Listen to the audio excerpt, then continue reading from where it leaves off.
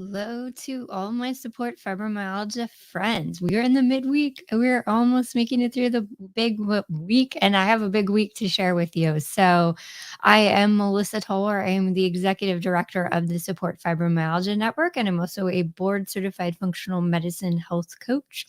How is everyone doing out there? If you're tuning in live, please leave us emoji, a comment, let us know what's going on with you. And please like and share these videos. We have a lot of stuff to talk about. We have more videos headed your way, but I wanted to just make a special announcement to make sure that you are attending the iPain Summit, which starts tomorrow. It's hosted by the International Pain Foundation. It's going to be great. There's a lot of speakers and guests, and I posted the link in the description for you to register right away because it does begin tomorrow morning and it goes for 3 days. It's 3 days. It's a free conference. You're going to learn a lot and get a lot of information. Some amazing speakers that you've seen before on the Support Fibromyalgia Network, and lots of health education, lots of things to empower you and tools that you can utilize in your own life. So check out that link. I just posted it in the comments. So please register. Like I mentioned, it's free. It's 3 days, but tomorrow is the big special occasion for myself because I am going to be honored as the iPain Hero of Hope Award.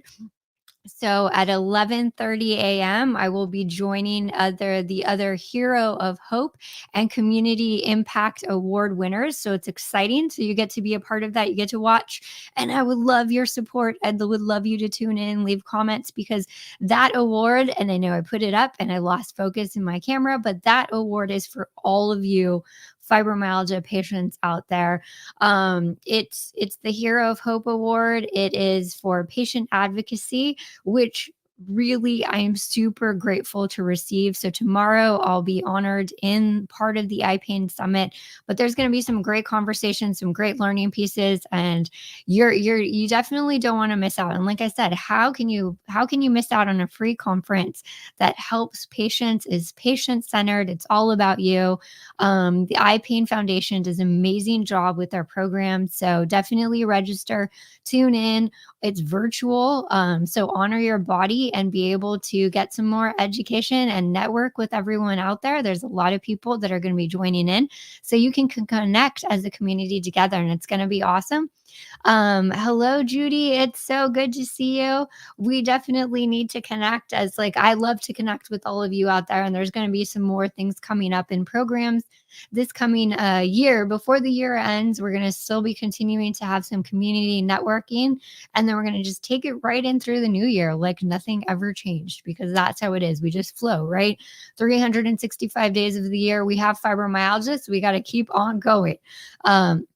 So I just wanted to jump on and share that you don't want to miss out on the iPain Summit. Hello, Melissa. It's nice to see another Melissa. Go team Melissa out there. I hope you guys are doing well. Please definitely check out the iPain Summit. I posted the registration link in the description, and I've also included in the comments. It'd be great to see everyone supporting the iPain Summit and getting a lot of information, and relay back to me what some of your favorite panels were. I would love to hear from you on what information you collected. I just finished up the ACR conference over there, and that was a lot of information, and I'm still digesting that information for everyone. So stay tuned for more video breakdowns. I'll be posting some abstracts about fibromyalgia, probably in our fibromyalgia research and advocacy group as well. So it would be great to do that. And I'm also playing around with more video ideas as well. So I'm going to finally be able to share some extra research with you. So we did the food access research, but I finally got permission, because so I'm devastated about the funding issue, because we were trying to do some more pilot like group health coaching programs with some funding. The grant kind of fell through, but I can share some of the details with you. So I'm putting that together for another video where we're going to go through We had 12 participants total in 2 groups, and we were doing group health coaching, and I'll go through the syllabus in that video with you. And we had some good outcomes. Like, people started to feel better. They've kept in touch with me. So we're learning through it, and it was 12 individuals that I had never met before, had contact with, and we went through the group coaching, and now I can share the details with you since the grant funding has been postponed a little bit. But those are things that we're hoping to do, and we need your support with when it comes, because we have Giving Tuesday coming up. So we're currently running a Seas Candy fundraiser, which I'll post in the description. If you have any family members or friends who are big fans of Seas Candy, you can purchase chocolate, and all the money goes to the funding of programs for fibromyalgia. We call it Fund Fibromyalgia, because we need to designate more funding specifically for fibromyalgia. And we're launching more programs. Like, if group health coaching has been working and we're seeing more benefit like we did from these 12 participants, we would love to continue it. As a board certified functional medicine health coach, we ran it through functional medicine basis, but I'm also been doing outreach with some other health coaches that are board certified that have some other ideas for chronic pain and fibromyalgia management. So we'd like to continue and move that forward, and be able to create more programs, because part of it too, with one of the groups we tested out in connection with the food access. So we did a CSA delivery bi-weekly throughout the program. So they got fresh fruits and vegetables as part of the program delivered to them. We did the health coaching program of 7 live group sessions. And then we also added 2 additional cooking demo sessions with some chefs that you may have seen before in our programming that we'll bring back, but it was only for those 12 participants to kind of do a food swap, pantry swap, and cooking demo. So we did smoothies, we did an instant pot. So we broke that down for all the 12 participants to see what the benefit was, because in the food access survey, we did notice that there was an increase or a desire to learn more about nutrition, but also how to implement more cooking skills, what to eat, what not to eat for anti-inflammatory benefits. So we incorporated that. And so I'll do a separate video to kind of break down what the 2 different groups experienced. And we use the FIQR form to measure some outputs. They took a form before and then they took a form after the group session. I'm trying to get better at doing our own research ourselves, because then I can share the outcomes with you, and make sure you know what's going on at our organization, because there's always lots of claims online, right? Everybody claims they're doing stuff, but are they really doing stuff? So that's the thing I'm hoping to drive home with all of you, that we like to execute. I am all about execution. I like those checklists where you can check it off, you're done. So we go through and follow through. So that's why, like, Giving Tuesday is going to be important for us coming up. We need people to rally around that, because we are working hard to get Facebook to match the donations. It does happen, but it's timely. You have to be like on time with it. So I've been taking some courses directly with the humans of Facebook. There are humans working behind Facebook that you can actually contact. And so our organization has been a part of some social impact outreach with Facebook directly. So I'm learning a lot, because I really want to make this an impactful fibromyalgia experience and get the money straight to the patient community programs that we need to get funding. So we're going to have more announcements on Giving Tuesday and how you can support our programs moving forward, because we have Project Echo. We want to do more of the health coaching. We want to do more on food access, surveys, increasing research into researches that you enjoy and like, because there is crowdfunding going on for different fibromyalgia specific research, because not all researchers are funded through the NIH. It is a process to get grants, as we're experiencing. We put out a lot of like grants. We submitted some grants this past year, one for this health coaching program, and funding's been kind of delayed or put off till the next year. So we're kind of waiting on that.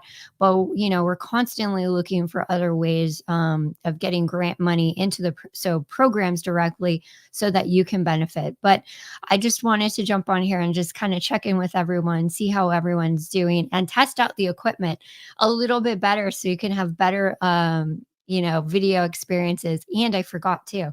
So again, tune in definitely register for the iPain conference. Come and celebrate with me the award for the Hero of Hope. I'll try to hold it up, and then look, might have some sound effects here. Okay. Now I'm just hamming it up, right? Three cheers. Three cheers for all of you. This award is dedicated to the fibromyalgia community. We're going to keep fighting. We persevere together. So this is for all the patient advocacy work that everyone has done. We have more on its way for advocacy training. But again, this is for all of you out there. So don't miss out on such a great conference to be a part of. Like I said, it's free. It's 3 days of content that you can enjoy, and you can check out the agenda. You can see what will benefit you and then attend 3 days of the conference. And, Barbie and Ken do such an amazing job at the iPain Foundation. They put a lot of energy and work into this, and it's virtual again. So you can experience this virtually from home. Wear your pajama bottoms, wear your comfy clothes, and just start learning, take notes, give feedback. I would love to hear from all of you if anyone's attended, what you enjoyed from the conference. What did you gain from insights? Is there a video that we could do more content around? Because we are planning more videos. So as I mentioned, I'll go through the health coaching research, the food access research. We're going to talk more about nutrition. We're going to talk more about functional medicine, about health coaching, and any other questions. I have some supplement things lined up, some biology, some references again to dig in. I may not do them as a live video. I may upload some of the videos because they're kind of short, but they're brief, right? So getting into details like what is CRP when it comes to blood tests, what are you measuring? So I might just do some recorded videos because they're so short. And so it takes away the pleasure of being live. Hello, I'm seeing more comments come in. Hi, everyone out there. It's so good to see. Yes, Judy, there is an agenda at the summit. So if you actually go to that link, there's a tab that says agenda, and then you can register. You can check out the agenda and stuff. And again, we're presenting at 11:30 a.m. You can join the Hero of Hope Awards with the Community Impact Awards, and there's some other guests. I know Keto Loopy. I'm excited to see Danielle present on dietary information. Oh, fantastic. This is awesome. Okay, so we're rallying everybody. Appreciate that. And then just, interact. I think this is a new platform. It's not going to be Zoom related, but it has a new floor. I think it's called Floor, but you interact in different ways. The video will be embedded, and I think there's a chat function there from what I remember last year. So I would just love to see everyone there, and I'll be chatting doing the chat and supporting the other presentations. So that's what I do. I stay there for the whole conference, and it is kind of nice. The benefit of virtual conferences right now. I know we miss each other in person, but I have to say it was exciting to do the ACR virtually for the first time. And, I got to attend so much, and I've taken a lot of notes for you. There's a lot of abstracts to go through, some very interesting information that I can relay to you. Some of it isn't specifically for fibromyalgia, but it was funny. There was a abstract actually on rheumatoid arthritis and meteorological or weather changes. So that was at a cute tie-in to the last video, one of the last videos we did. So presenting the information, how humidity affected pain, how different sudden changes in temperature affected pain. So definitely there was a lot of communication on Twitter. So I'm going to have to go through my tweets and then bring it over to other channels and do more video presentations. But if anyone has other ideas for videos that you would like to see, please let me know, because I have outlined a whole calendar system to get ready for, and I want to do more interviews with people, especially researchers. So I did some outreach at ACR with some researchers that I would like to bring on, and it's always confusing because I don't know if they just don't know what to say, or they don't know what to respond. Like, maybe I have to get better at my email delivery about asking for interviews, because I don't know if they don't understand, or maybe a little hesitant to present. But we're trying to break down those barriers so that you can stay connected to the researchers directly. We talked about the fidget study. We went into swing therapeutics. So I just want you to have access to the humans behind the research and understand that everybody actually cares. And they've put forth some research in fibromyalgia. They do care about the fibromyalgia community, and we're going to follow it all the way through from start. So they're enrolling, what's going on with the project, and then, bring them back in so they can share some of the final results. But we're constantly keeping in touch and we're constantly informing all of you. So it doesn't disappear, because living with fibromyalgia for this long, being doing advocacy and stuff for like 20 years, I've seen it. Like, people are like, oh, we're raising money for research, or this research project, this was that where it was funded, but whatever happened to the research? Like, I never got to connect the dots. And I think that's why we want to make sure you feel connected to everything that's going on. And if you see particular research, we want to make sure it's accessible to you to even try to maybe even reach out to the researcher. I mean, we don't want to bombard them and scare them away with too much access, but I want people to be able to ask questions. I want people to be able to learn the science behind it, and also the motivation behind some of the research, and the fact that people are really intrigued. Like, they understand, they know that the fibromyalgia community needs more research. So that's why they're investing their time, because there's a lot of stigma around fibromyalgia. And I think sometimes people get discouraged. So we're trying to encourage people, just like we're trying to encourage providers to get some more fibromyalgia education. We're just doing the same for research. We need more pathophysiology research and understanding what fibromyalgia is. But we're going to get there. I promise you. So this is all about execution, right? Execution, outreach. So being a part of ACR, I emailed all the researchers that did fibromyalgia research and then some. So some that maybe it wasn't specifically on fibromyalgia, but it was intriguing to see research about rheumatic diseases online and where people get their information, or just all encompassing rheumatic diseases. Like, and then it was covering a little bit of chronic pain. So definitely, the outreach is there. Even I'm working on outreach for medical providers too, because we're trying to onboard people for Project Echo. If you have a provider that's interested in being an expert or learning more about fibromyalgia for free, again, taking down the barriers, getting access available to everyone, you can get continuing medical education credit from what we're setting up through Echo. And we're working on CEU credits as well. But get your providers involved if they're interested, because we want to launch as quickly as possible to get the education out there to all primary care physicians, all doctors and providers, allied professionals that are interested in learning more about fibromyalgia. And we're going to go through diagnostic criteria of what we have.